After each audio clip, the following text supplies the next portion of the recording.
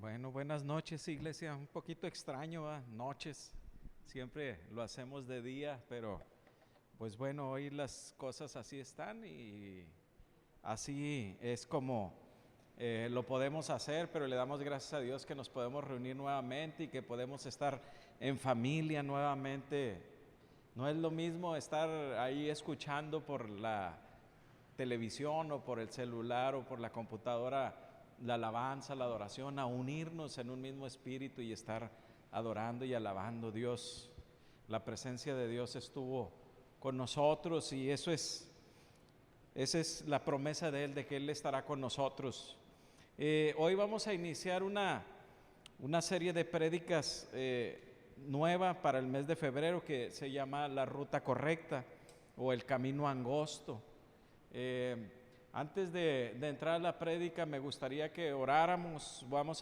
Voy a orar, quiero orar por nuestros hermanos, quiero orar por los que están pasando tiempos difíciles, por orar por los hospitales, por los pacientes. Padre, te damos gracias, Señor, porque sabemos que tu misericordia es más grande que el dolor, Padre.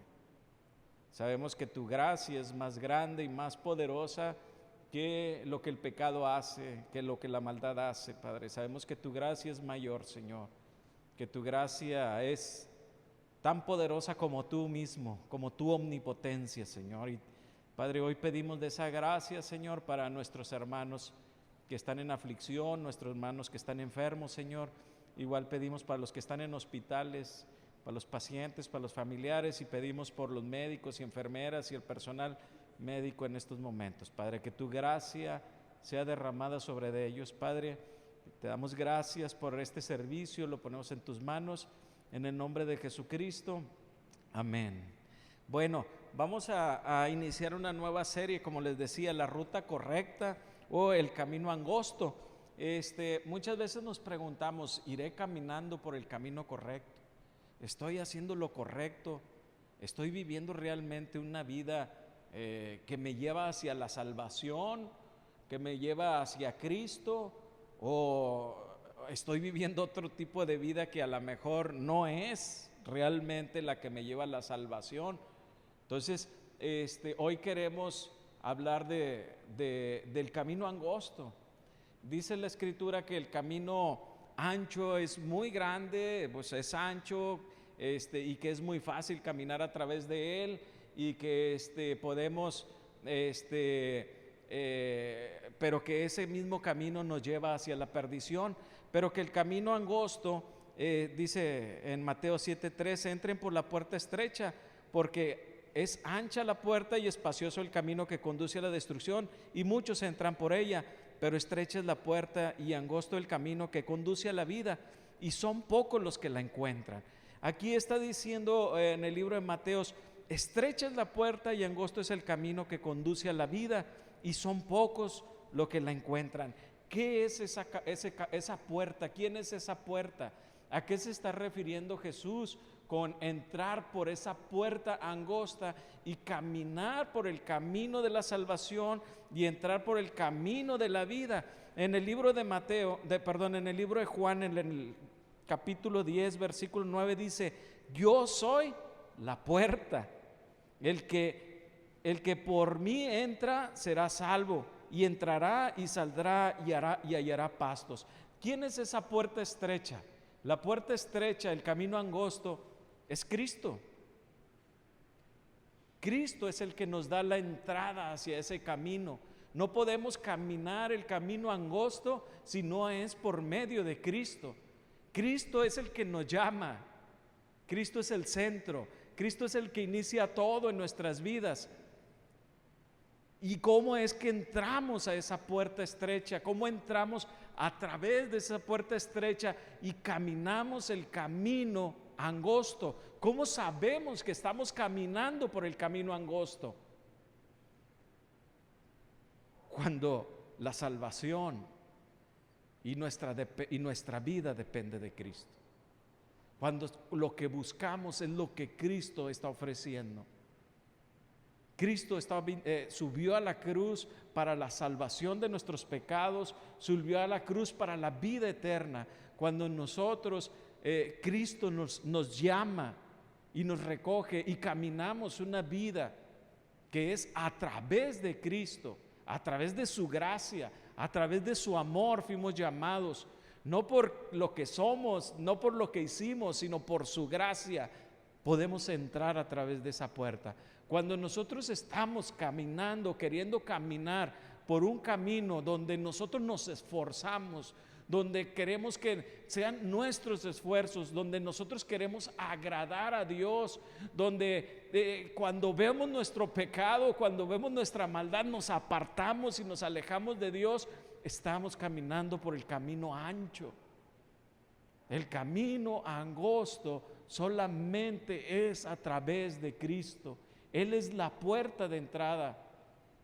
Él es el que nos llama hacia el camino angosto. ¿Ustedes creen que están aquí por su propia cuenta, porque ustedes decidieron seguir a Cristo? La verdad que no. La verdad que a mí Cristo me encontró en los momentos en que más blasfemaba de Él. Él me llamó y me rescató y me mostró su amor y su misericordia en los momentos que más insultaba a su iglesia, en los momentos que más insultaba a sus hijos, en los momentos que más lo insultaba a Él. Él me llamó. Él es la puerta estrecha. Están aquí porque Él los llamó. Y están aquí porque han entrado por la puerta estrecha. Porque ¿quién de nosotros está aquí por su propia voluntad? No, no estamos por nuestra propia voluntad. Estamos porque Él nos llamó, porque Él nos convenció. Porque nuestra mente, nuestra naturaleza, nuestra vida lo que quería era andar en el mundo. Nuestra vida lo que quería era insultar a Dios, rechazaba a Dios. Pero Él en su misericordia, Él nos llama y nos hace entrar por esa puerta. Entonces no son tus obras, no es si eres bueno, no es si has fallado, no es nada de eso. Es que Cristo te permitió que entraras por su puerta. Cristo fue el que te llamó, Cristo fue el que te rescató. Entonces, Él es la puerta estrecha. Pero hay este camino, hay muchas marcas que nos delimitan que vamos caminando por el camino de la fe. Es el camino al que la puerta estrecha o el camino angosto.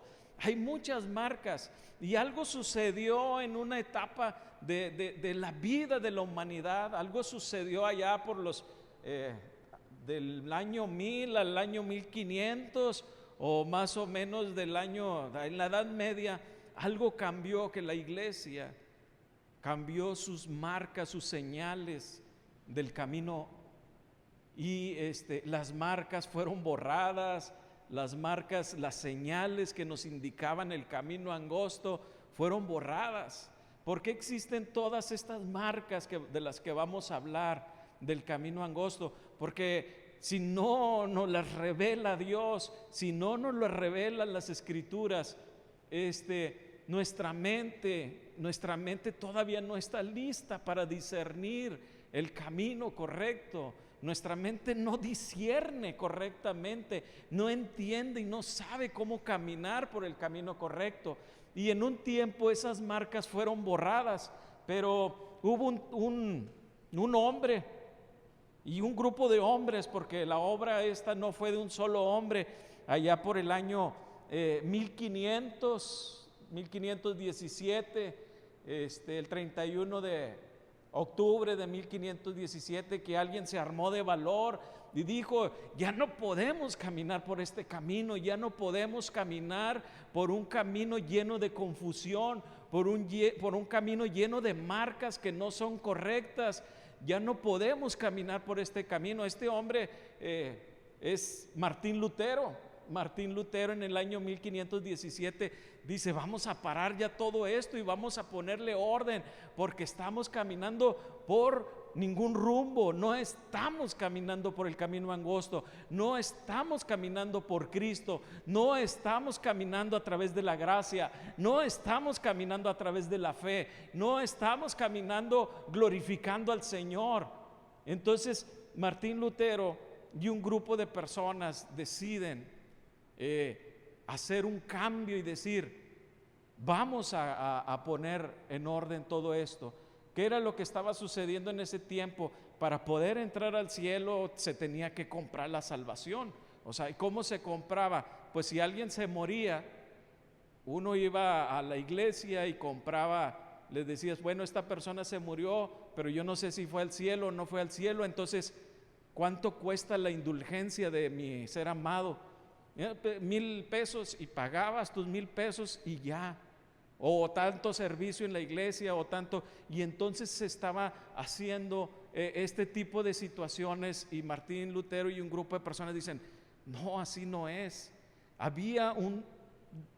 Se había olvidado a tal grado que lo que era la Biblia todavía ni siquiera se traducía. O sea, 1500 años después de la llegada de Cristo, la Biblia todavía no estaba traducida, solamente la podían leer los sacerdotes de la iglesia en ese tiempo. Entonces Martín Lutero da 5 señales claras para caminar el camino angosto. Estas 5 señales, esto que están haciendo estos hombres en ese tiempo, que ahora después con el tiempo les llamaron protestantes, y es como se le llama a la iglesia cristiana evangélica, los protestantes, pero no es un nombre que ellos se hayan inculcado, que de hecho no tenía ningún nombre ese movimiento. Quien le pone el nombre de protestantes es Carlos V, el rey de Francia de ese tiempo, y el papa de ese tiempo. Dice: estos son los protestantes, y así se quedó, y se le sigue llamando hacia la iglesia cristiana evangélica, iglesia protestante. Entonces, pero no, lo que trataban de hacer estos hombres no era hacer algo nuevo, no era hacer una religión nueva, sino era volver al principio original. O sea, no era: vamos a hacer una nueva religión, vamos a hacer una nueva iglesia, vamos a hacer una revolución. Ellos eran reformadores, no revolucionarios. Lo que querían era que la iglesia volviera a sus orígenes, nada más, que volviera a la relación correcta con el evangelio, a darle la importancia real a las cosas de Dios. Entonces estos hombres hicieron todo esto, arriesgaron su vida, fue difícil y todo, pero deja Martín Lutero cinco señales para caminar en la vida cristiana. Y quiero que entiendan, estas 5 señales no son un invento de Martín Lutero. No está inventando algo nuevo, nos está recordando, nos está haciendo que recordemos lo que eran las 5 señales. Estas 5 señales no salieron de la mente de Martín Lutero, salieron de las Escrituras. La Biblia habla de estas 5 señales. ¿Cuáles son esas 5 señales? La sola Escritura, solo Cristo, la sola fe, la sola gracia y toda la gloria para Dios. Él decía: si tenemos esas 5 cosas, podemos estar tranquilos que estamos caminando, que hemos sido rescatados, que estamos viviendo en salvación. Mucha gente se pregunta: ¿seré yo salvo? ¿Seré yo salvo? ¿Estoy salvo? ¿Estoy caminando en el camino correcto? Si tu mente y tu corazón y tu cuerpo están llenos y dicen: para mí la Biblia, la Escritura es lo único que existe, para mí lo único que existe es Jesucristo, para mí lo único que existe es la fe, no las obras, para mí lo más grande es la gracia de Dios, y no hay otro que pueda recibir gloria de parte de mí que Cristo. Hermano, estás caminando en salvación, y quiero que sepas, no es algo que tú entendiste, es algo que Dios te reveló. Es algo que Dios te reveló y puedes estar confiado y tranquilo y viviendo en paz de que Dios está obrando en ti, de que la gracia de Dios está en ti, que el amor de Dios está en ti, que estás caminando en el camino correcto, que estás caminando por el camino angosto. Pero tienes que saber que el caminar en el camino angosto no es porque tú hayas hecho las cosas bien. Estás caminando en el camino angosto, en el camino que lleva hacia la salvación, en el camino que te lleva hacia la eternidad. Estás caminando allí porque Dios te ha regalado eso. Dios te ha regalado el caminar en el camino angosto. No es lo que tú puedes hacer, no es de dónde te rescató, es lo que Él ha hecho. Es un regalo de parte de Dios para ti. Y entonces Martín Lutero, imagínense que en ese momento, en el año 1500, a este grupo de personas y a este hombre se le ocurre decirle a toda la religión: esta es la forma correcta, estas son las marcas del camino correcto, por aquí es por donde vamos caminando en forma correcta, este es el camino de la salvación. ¿Saben lo que estaba haciendo? Se estaba echando en contra a toda la sociedad religiosa de ese tiempo.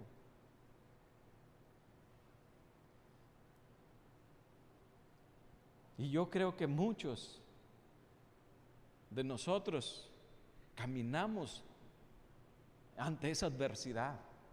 Muchos de nosotros caminamos entre nuestra familia con esa oposición.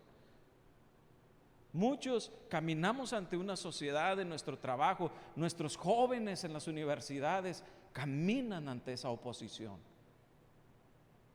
Pero ¿qué es lo que nos da esa fuerza para seguir adelante? ¿Qué es lo que nos empuja para seguir adelante? La misma gracia de Dios nos da ese poder y esa fuerza para seguir adelante. Dios mismo. Entonces, da estas, aquí no se trata de cumplir lo que Martín Lutero habla a través de estas 5 marcas en el camino angosto. No es algo que tengamos que cumplir. El objetivo no es cumplirlas, el objetivo es identificarlas y saber que Cristo nos está haciendo caminar a través de ellas. Que el amor de Dios, su misericordia, su amor, su paciencia por cada uno nos permite entender y nos permite ver esas marcas. ¿Qué hizo Martín Lutero? Lo único que hizo fue limpiar lo que estaba sucio en el camino. Ese camino estaba marcado por los profetas, lo habían marcado los apóstoles. Cristo había determinado esas marcas y de repente cambiaron todas esas marcas, y lo único que hizo Martín Lutero fue limpiarlas y decir: miren, estas son las marcas del camino angosto. Entonces, hoy vamos a ver cómo esta no es un invento de un hombre, no es una religión nueva, no es una institución nueva. La iglesia cristiana evangélica no es algo nuevo. La iglesia cristiana evangélica o protestante o reformada o como le quieran llamar, es simplemente la necesidad, la revelación de parte de Dios, de parte de su Espíritu, la revelación de la gracia de Dios a nuestros corazones, porque volvamos al principio de todo. Cuando todo empezó con los apóstoles, con Cristo. Es lo único que se trata. No se trata de religiosidad, se trata de volver a ese tiempo, de volver a esos momentos. Entonces dijimos que eran 5 marcas: la sola Escritura, solo Cristo, solo la fe, solo la gracia y toda la gloria para Dios. Son las 5 marcas y vamos este mes a estar hablando de cada una de estas marcas. Y vamos a ver, esto nos va a dar mucha paz y mucha tranquilidad, porque vamos a ver que Dios nos ha revelado todo esto, aún sin haberlo estudiado. Aún sin haberlo estudiado, aún sin haber investigado, van a ver que Dios ya había puesto en su corazón todo esto. Eso se llama misericordia de parte de Dios. Eso se llama que quien inició la obra fue Él, no nosotros, porque ni siquiera lo habíamos estudiado, ni siquiera lo habíamos investigado, ni siquiera lo habíamos leído, pero vamos a ver a través de cada prédica, cómo eso ya Dios lo había puesto en nuestro corazón. Y esto nos va a dar la paz, la tranquilidad de que caminamos en el camino correcto, que caminamos en el camino angosto, que estamos en salvación y que tenemos vida eterna con Él. Y vamos a ver todas las manifestaciones de estas cosas en nuestras vidas. Por ejemplo, el que Él nos haya buscado por medio de su gracia, por medio de su amor nos haya encontrado. ¿Sabes qué va a pasar, hermano? Nada más por eso. La gracia de Dios tiene el mismo poder que Dios mismo.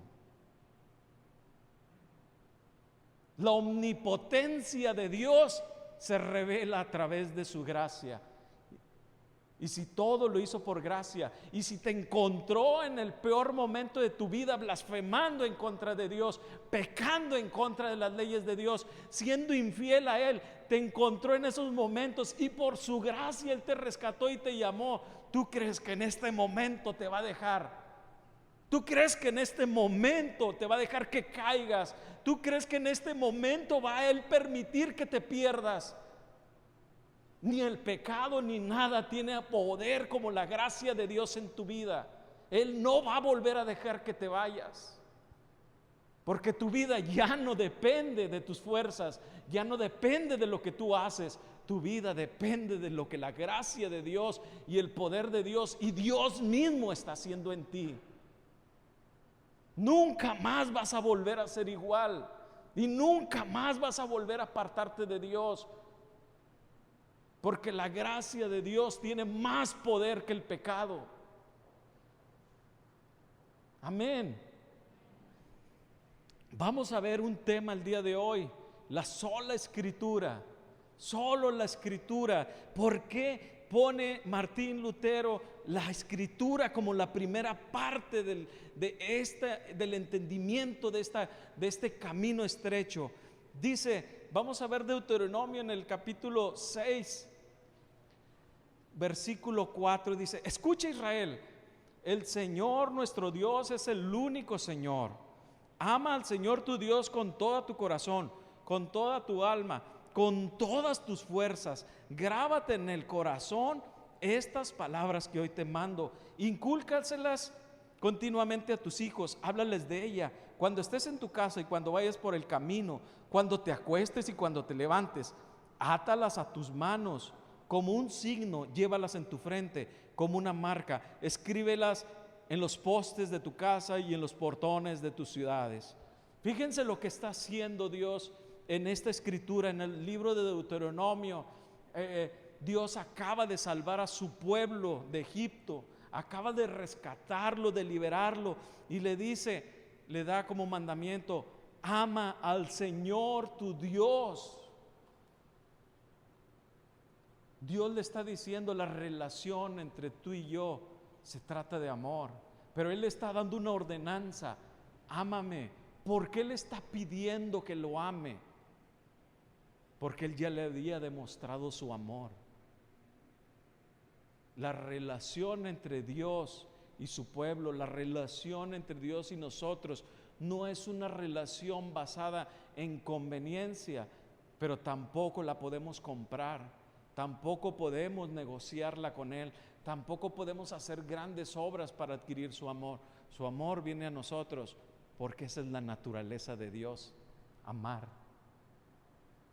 Esa es la naturaleza de Dios, amar y dar un amor completamente incondicional. Dice, ama al Señor tu Dios con todo tu corazón, con toda tu alma y con todas tus fuerzas. ¿Cómo le está pidiendo Dios que lo ame? Con nuestro corazón, con nuestra mente, con nuestro corazón y con nuestras fuerzas. Le está diciendo, ámame con tus pensamientos, ámame con tus emociones y ámame con tus acciones. Dios no está poniendo por encima ninguna de las tres.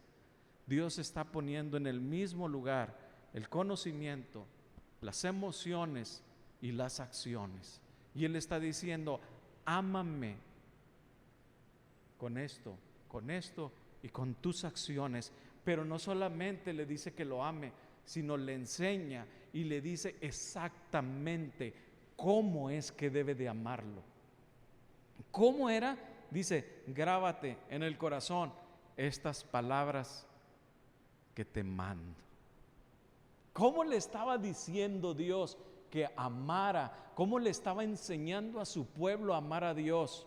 Le estaba diciendo, solamente a través de mi palabra, solamente que llenes tus pensamientos, solamente que llenes tus emociones y que llenes tus acciones de mi palabra, es la forma en que quiero que me ames. Dios le está diciendo, le está revelando a su pueblo que la forma en que Él quiere ser amado es a través de la misma Escritura, que la única forma en que podemos aprender a amar a Dios, que la única forma en que realmente podemos amar a Dios es a través de las Escrituras. Él nos revela cómo nuestros pensamientos se llenan de los pensamientos de Dios, nuestras emociones se llenan de las emociones de Dios y nuestras manos actúan para honrar a Dios. Y le dice, pero no solamente eso, sino incúlcales a tus hijos, háblales de ellas cuando estés en tu casa y cuando vayas con el camino, cuando te acuestes y cuando te levantes. ¿En qué momento debería de estar el hombre llenando su cabeza, llenando su corazón y llenando su cuerpo de la palabra de Dios? En todo momento. En todo momento. ¿Por qué, hermanos? ¿Por qué está haciendo esta declaración Dios a través de esta escritura? ¿Por qué le está hablando a su pueblo de esta forma? Porque el hombre, si no está lleno de la dirección de la palabra de Dios, si no está lleno su corazón de los pensamientos de Dios, no puede obrar conforme a Dios. Y lo que sucede es que cuando no está lleno de la palabra de Dios, va a estar lleno de sí mismo. No va a estar lleno de los deseos de Dios, va a estar lleno de sus propios deseos. Va a estar lleno de sus propias necesidades, va a estar lleno de lo que Él quiere. Y eso es peligroso, muy peligroso. En el libro de Génesis, en el capítulo 3 y en el capítulo 2, Dios le da un mandamiento a Adán y a Eva y les dice, de todos los huertos que hay en el campo, de todos los frutos que hay en el huerto, puedes comer, pero de uno solo no puedes comer, porque si de él comes, entonces morirás.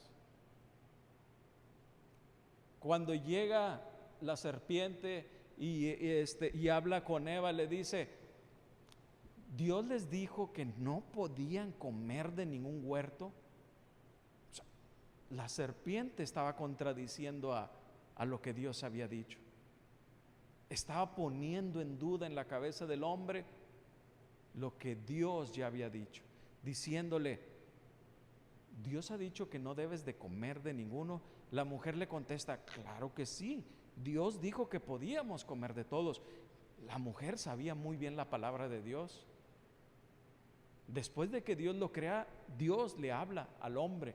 ¿Para qué? Para revelarle su palabra, para revelarle su voluntad. y le dice y la mujer está llena de la palabra de Dios. Pero ¿qué sucede? Se le ofreció un fruto y dice que ese fruto era bueno y agradable para sus deseos, para sus sentidos.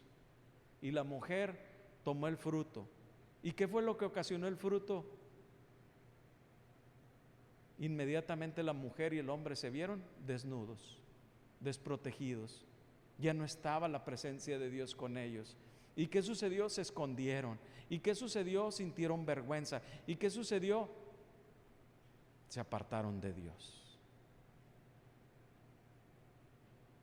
Pareciera que fue algo muy rápido, pero fue algo que fue sucediendo. Conforme el hombre se olvidaba de la palabra de Dios, se iba apartando de Dios. ¿Y qué sucedió? Llegó un momento en que el hombre ya no pudo ni siquiera arrepentirse. Dios se le acercó y le dice: ¿es cierto que por qué estás desnudo? ¿Quién te dijo que estás desnudo? No, pues es que la mujer que tú me diste me dio del fruto. No, pues ni siquiera tuvo la capacidad de arrepentirse, porque el arrepentimiento es un regalo que viene de parte de Dios. El arrepentimiento es un regalo que viene de parte de Dios.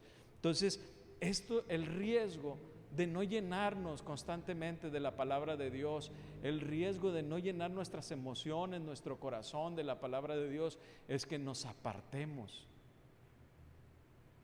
y tomemos decisiones erróneas, decisiones que nos van a apartar. Dios nos va a traer, si somos de Él, nos va a volver a traer, nos va a volver a hablar y nos va a llamar la atención y nos va a corregir, pero por lo pronto vamos a sufrirle un buen rato apartados de Él. Entonces, Dios siempre, cuando el hombre y la mujer se apartaron, cuando salieron del Edén, Dios nunca dejó de buscarlos. De hecho, Dios nos sigue buscando. Dios sigue hablándonos y nos sigue buscando y nos sigue encontrando, porque lo que Dios ha encontrado nunca lo va a perder.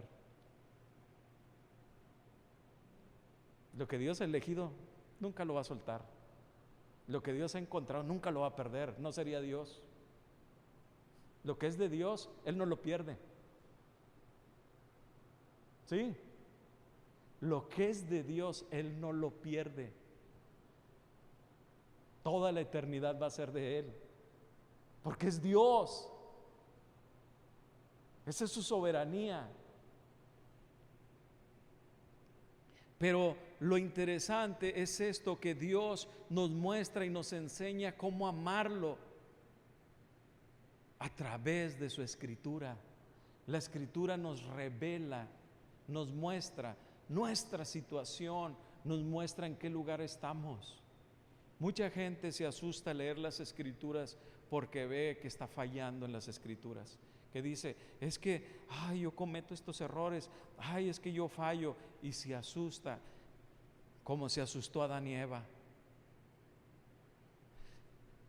Se sintió desnudo, se sintió descubierto, se sintió que Dios lo había pescado, como si Dios se hubiera sorprendido de que hubiera pecado. A Dios no lo sorprende nada. Dios sabía que Adán y Eva estaban en pecado, y Dios sabe cómo están nuestras vidas. Dios sabe cómo están nuestras vidas. La Escritura nos revela nuestra situación de pecado, pero también nos revela que hay una solución para eso. Nos revela que el amor de Dios no se acaba por eso. Nos revela la Escritura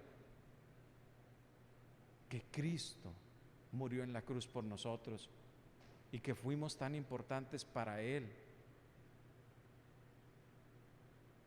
que dio su vida en sacrificio. Después vemos en 2 Timoteo 3, dice: desde tu niñez conoces las Escrituras, que puede darte la sabiduría necesaria para la salvación mediante la fe en Cristo Jesús. Toda la Escritura es inspirada por Dios y útil para enseñar, para reprender, para corregir y para instruir en la justicia, a fin de que el siervo de Dios esté enteramente capacitado para toda la buena obra. Desde tu niñez conoces las Escrituras. Le está hablando Pablo a su discípulo Timoteo. Tú conoces las Escrituras y tú sabes que de ella proviene la sabiduría que nos da la salvación por medio de Cristo Jesús. Pero también le dice, toda Escritura es inspirada por Dios. ¿Y desde cuándo está hablando Dios su Escritura, su palabra al hombre? Desde el Génesis. Desde que sopló aliento en su boca y le dio vida al hombre, lo primero que le dijo fue: puedes comer de todos los frutos del huerto. Ya estaba revelando su voluntad y su palabra a Dios allí. Y luego cayó el hombre en pecado, cayó en la esclavitud, y en el libro de Deuteronomio le vuelve a hablar y le vuelve a dar la Escritura. Y luego en el Nuevo Testamento vemos a Timoteo, Pablo diciéndole: toda Escritura es inspirada por Dios. Y esa Escritura es útil para enseñarte, para reprenderte, para corregirte y para instruirte en sabiduría. Esto es bien importante. Muchas veces nosotros vemos la Escritura y se la queremos aplicar a los demás. Pablo está diciendo: toda Escritura es útil para que te enseñe, primero a ti, para que te reprenda en el corazón, para que te corrija y para que te instruya. La Biblia, la palabra de Dios, nos corrige, nos enseña y nos revela nuestra situación, a fin de que el siervo de Dios esté enteramente capacitado para toda buena obra. Y luego vamos a ver otra escritura, 2 Timoteo 4, que me encanta. Dice: en presencia de Dios y de Cristo Jesús, que ha de venir en su reino y que juzgará a los vivos o muertos, te doy este solemne encargo: predica la palabra. ¿Cuánta importancia le da Pablo y le da Dios a la palabra de Dios, a las Escrituras? Persiste en hacerlo, sea o no sea oportuno. Corrige a los demás, repréndelos, anímalos con mucha paciencia, sin dejar de enseñar. ¿Qué está diciendo Pablo a Timoteo? Le está diciendo: es importante que enseñes. Es importante que la gente aprenda de la palabra de Dios. Es importante que la gente se dé cuenta y conozca a Dios, al Dios de las Escrituras, no al Dios de su mente, no al Dios de sus fantasías, no al Dios que hemos creado nosotros mismos, no al Dios que nos heredaron nuestros padres, no al Dios del que todos hablan, sino al Dios verdadero. Es tan interesante esta escritura que hoy nos encontramos en medio de esta pandemia, en medio de estas dificultades, y nos acercamos con la gente y la gente le hablamos de Dios, y lo primero que nos pregunta: ¿dónde está tu Dios en medio de esta pandemia? La pregunta, yo les contesto, la pregunta está equivocada. ¿Dónde estás tú en medio de esta pandemia? Estás alejado de Dios. ¿Qué está haciendo tu Dios en medio de esta pandemia? La pregunta está equivocada. ¿Qué está haciendo el pecado en medio de esta pandemia? Porque esta pandemia no es culpa de Dios, es culpa del hombre, es culpa de nuestros pecados, es culpa del pecado de la humanidad, es culpa de la maldad de la humanidad. ¿Qué está haciendo Dios en medio de esta pandemia? Lo que siempre ha hecho: buscándote. El problema no es qué está haciendo Dios, el problema es cuánta daño está haciendo el pecado. El problema no es dónde está Dios, el problema es dónde estás tú. Estás en Cristo, estás en Dios. o estás en el pecado. O formas parte de la solución o formas parte del conflicto. O apoyas la solución y caminas en Cristo y caminas conforme a la palabra y caminas en Dios, o apoyas el pecado y formas parte del problema. O hablas de la palabra de Dios o te estás quejando de la situación del mundo, creyendo que es culpa de Dios o que es culpa de otros, pero es culpa de nosotros mismos que estamos en pecado, que aun cuando Dios nos habla, aun cuando Dios se nos acerca, lo rechazamos. Dice, predica la palabra, persiste en hacerlo. Fijen la insistencia de Pablo, sea oportuno o no, corrige, reprende y anima en mucha capacidad sin dejar de enseñar. Corrige, reprende. ¿Saben lo que conlleva corregir, reprender y hablar la palabra? Conllevan meternos en problemas. Conlleva hacer eso. Pero ¿saben por qué Pablo está tan insistente en que esto lo hagamos? ¿Por qué le está diciendo a Timoteo, haz esto? Porque Timoteo, lo que menos importa, Timoteo, es cómo te traten, cómo te hablen, cómo te insulten o cómo te ninguneen. Lo que importa es que está en peligro la vida de esa persona. Lo que importa es que esta persona, si tú no le hablas, si tú no predicas, si tú no enseñas, nunca va a caminar en santidad, nunca va a caminar en salvación, nunca va a caminar en Cristo. Te va a doler, pero es más importante. ¿Qué tanto importa que te duela, que te ninguneen, que te digan, qué tanto importa eso? Si la salvación de un alma está en juego, si la salvación de una familia está en juego. Por eso le dice, no persiste, porque llegará el tiempo, dice él, llegará el tiempo en que no van a tolerar la sana doctrina, sino que llevados por sus propios deseos se rodearán de maestros que les digan novelerías que quieran oír. ¿Para qué es la escritura? Para que nos demos cuenta, identifiquemos de las cosas que son de Dios y de las cosas que no son de Dios, de que caminamos por el camino angosto, de que caminamos en el camino de Cristo, que no andamos caminando en error.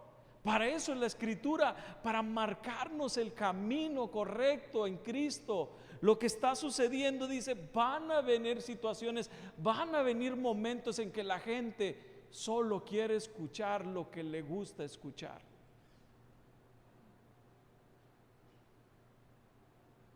La gente solo va a querer que le prediquen lo que quiere que escuchar predicar. ¿Qué es lo que andamos buscando en estos momentos? Miren la sociedad, miren lo que está pasando. La gente solo está buscando ser feliz, no tener problemas. Saben que la felicidad ni un día está, otro día no está. La felicidad no depende de lo que nosotros hagamos. Estamos buscando bienestar solamente. Y la sociedad está buscando solo bienestar, solo bienestar, solo bienestar, solo estar bien, solo bienestar.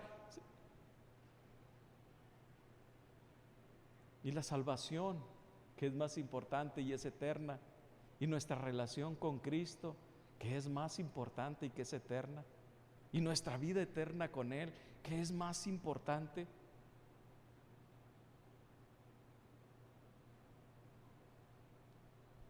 Dice, sino que llevados por sus propios deseos, se rodearán de maestros que les digan novelerías que quieren oír.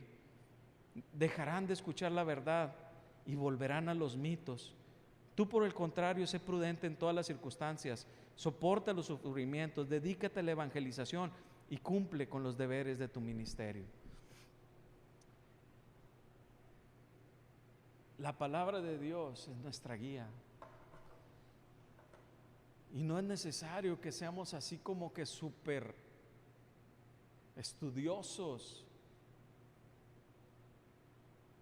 Si nosotros buscamos de Dios, si buscamos su gracia, no busquemos estudiar la Biblia, busquemos su gracia, busquemos su amor, busquemos su misericordia.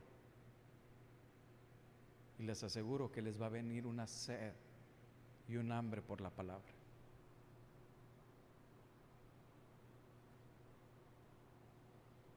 No buscamos en la Biblia a Dios para complacerlo, ni para quedar bien con Él, ni para vernos buenos.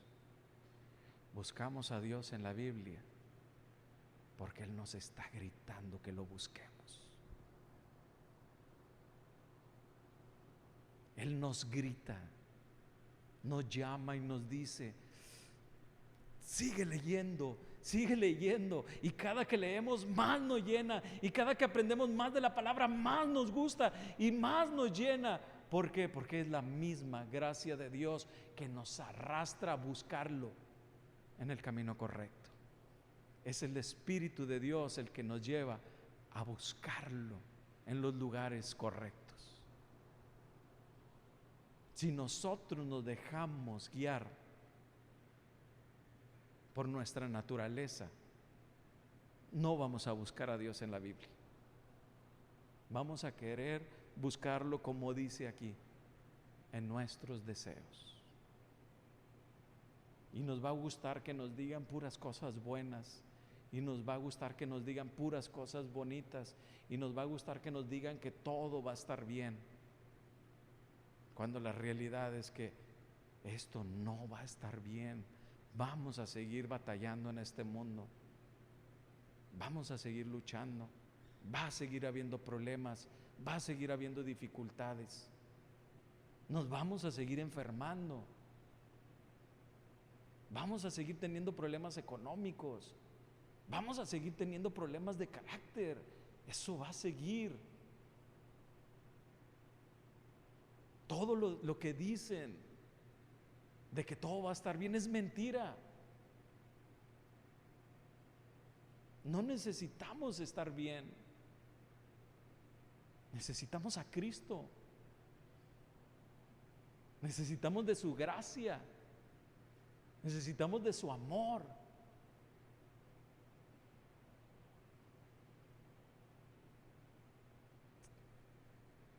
Si estamos pensando en buscar que todo esté bien, estamos mal.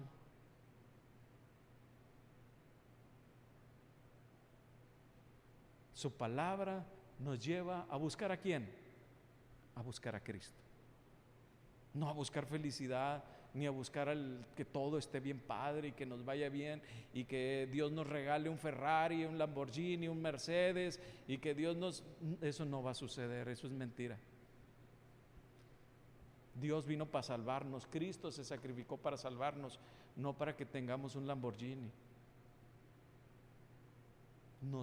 Él se sacrificó por lo eterno, no por lo temporal.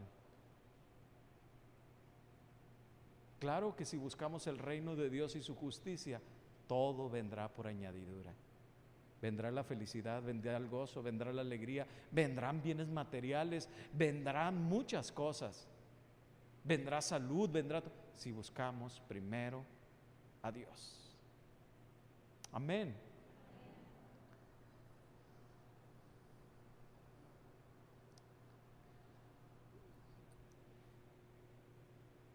¿Hay amor por la Escritura? A lo mejor todavía no la leemos, a lo mejor todavía no empezamos, pero ¿quién de ustedes no está en su corazón querer leerla? ¿No ha entrado una inquietud por empezar a estudiar las Escrituras?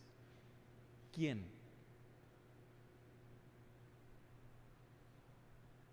Dios está obrando. Amén. Vamos a ponernos de pie y vamos a orar. Padre, Señor, enséñanos a amarte con toda nuestra mente, con todo nuestro corazón y con todas nuestras acciones, Señor. Que nuestros pensamientos, Señor, estén llenos de ti, Señor.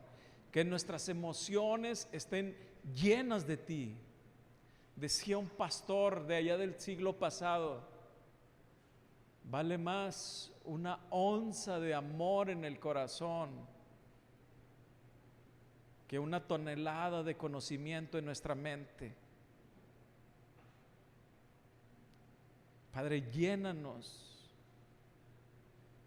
en nuestro corazón, en nuestra mente y en nuestras acciones de ti, Señor. Que lo que aprendemos de ti, Señor, y lo que nos revelas de ti, Señor, sea para bendecir a otros, Padre, y sabiendo que ni siquiera merecíamos que tú nos lo revelaras, Señor. Ni siquiera merecíamos que tú nos dieras ese conocimiento, Padre, y te damos gracias. Ayúdanos a ser pacientes con nuestros hermanos. Ayúdanos a ser amorosos con los demás. Ayúdanos a bendecir a nuestra esposa, a nuestros hijos, a bendecir a nuestros hermanos en la iglesia y a tener compasión y la misma compasión y la misma misericordia que tú tienes, Padre, por aquellos que aún no te conocen, Señor, por aquellos que aún luchan. Ten la misma gracia, Señor, la misma compasión y la misma misericordia que tuviste por mí, Señor. Si yo, que me encontraba blasfemando de tu nombre, tuviste compasión, tú puedes tener compasión por otros igual, Señor. Te pedimos por aquellos que no te conocen, que puedan caminar en esa paz y en esa tranquilidad que viene de ti, en tu gozo, en tu tranquilidad, en saber que no depende de nosotros, que nosotros no somos Dios, que tú eres el Todopoderoso y que tú tienes la autoridad sobre nuestras vidas, y que nada, ni una hoja de un árbol se mueve si no es por tu voluntad, Padre. Que no estamos solos en medio de esta situación, que no estamos caminando en soledad, en tristeza, sino que por tu gracia caminamos en ti, en tu poder, en tu amor y en tu misericordia. Y que tú, Padre, así como moriste en la cruz por nosotros y pensaste en la cruz en nosotros, Padre, y nos elegiste antes del principio de los tiempos, Padre, también sabemos que en este momento que tú estás entronado, que tú estás enseñorado, que tú eres Rey y Señor, que eres Dios Todopoderoso, no nos abandonas y en ti confiamos y en ti ponemos toda nuestra vida, Padre. Descansamos completamente en ti. Tú tienes nuestra vida en tu control. Nuestras finanzas están en tu control. Nuestra salud está en tu control. Nuestra familia está en tu control. Solo te pedimos que sigas teniendo compasión y misericordia en nosotros, que sigas siendo paciente, que sigas siendo paciente con nosotros, Señor. Gracias, Señor, por todo lo que tú vas a hacer. Gracias porque tú transformarás nuestra mente, porque tú eres quien llenarás nuestras mentes de ti. Tú eres quien llenarás tu corazón, nuestro corazón de ti. Y tú eres quien hará que nuestras manos y nuestros pies y nuestras bocas se muevan, hablen y caminen hacia ti, Señor. Gracias porque hoy tú tienes el control, Señor. Gracias porque nuestro libre albedrío no sirvió para nada, Señor. Está enfermo por el pecado y no sabe decidir ni siquiera qué es bueno ni qué es malo. No sabe decidir, Padre, nuestra mente, pero tú sí nos puedes poner en nuestro corazón, en nuestra mente. Tú sí nos puedes poner lo que tú quieres, lo que tú eres, tu palabra, tu escritura, ya no escrita en un libro de papel, sino escrita en nuestros corazones, Señor, por medio de tu Espíritu, ya no escrita por medio de tinta, sino escrita por medio de tu Espíritu en nuestra mente y en nuestros corazones. Gracias, y permítenos, Señor, no caminar, alejarnos de ti, sino caminar siempre para acercarnos a ti. Que nuestros pasos sean guiados hacia ti siempre y que nuestras manos obren conforme a ti, Señor. Gracias porque podemos descansar, que tú vas a hacer esta obra en nosotros. Que quizás en estos momentos no está sucediendo, pero sabemos que tú tienes un tiempo perfecto para todo. Así como tuviste un tiempo para rescatarnos, para buscarnos, tienes un tiempo perfecto para perfeccionarnos, tienes un tiempo perfecto para revelarnos. Toda gloria y toda honra pertenece a ti, Padre. En el nombre de tu Hijo Jesucristo te damos toda gloria y toda honra a ti, Padre, y descansamos en tu obra. Descansamos en ti, Señor, porque no se trata de nosotros sino de ti. Gracias, Señor, en el nombre de Jesús. Amén. Un aplauso a nuestro Rey. Él merece toda nuestra atención, toda nuestra gloria.